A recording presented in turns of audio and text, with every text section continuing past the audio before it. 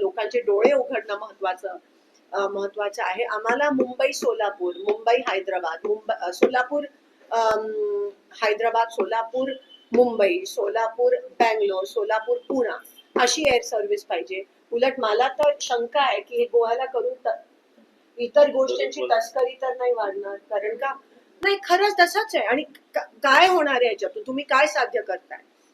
आणि म्हणून लवकरात लवकर नाईट लँडिंगची फॅसिलिटी असायला पाहिजे सोलापुरात. आणि सोलापूर मुंबई हे ह्या ठिकाणी सुरू झालं पाहिजे. खूप दिवसापासून आम्ही विमानाची वाट बघतोय, काय होणार आहे भाऊ नक्की सांगा, कधी येईल विमान.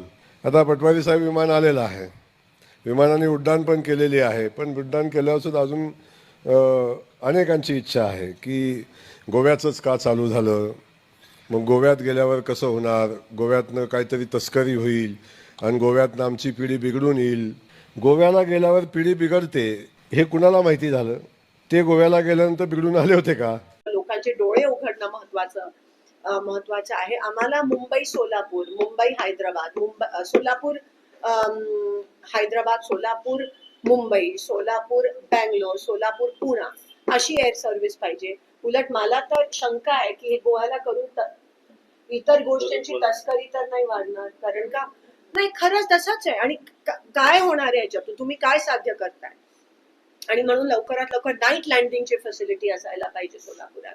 आणि सोलापूर मुंबई हे ह्या ठिकाणी सुरू झालं पाहिजे. खूप दिवसापासून आम्ही विमानाची वाट बघतोय, काय होणार आहे भाऊ नक्की सांगा, कधी येईल विमान.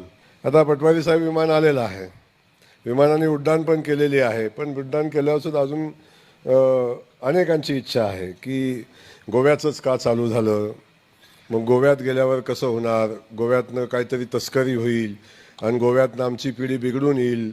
गोव्याला गेल्यावर पिढी बिघडते हे कुणाला माहिती झालं? ते गोव्याला गेल्यानंतर बिघडून आले होते का?